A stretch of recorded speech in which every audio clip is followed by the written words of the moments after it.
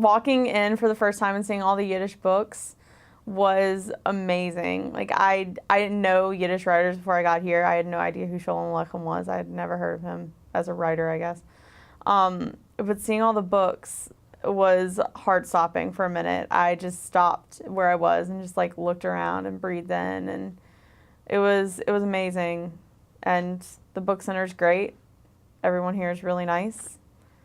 And the atmosphere is really, it's calm but very academic at the same time, which is good. It's good for studying. We all hang out here. We come on Sundays before we have things to do so that we can do work, which really means maybe get some work done and hang out. And we love it here. I don't know. What can you say? It's the book center. You have to love it.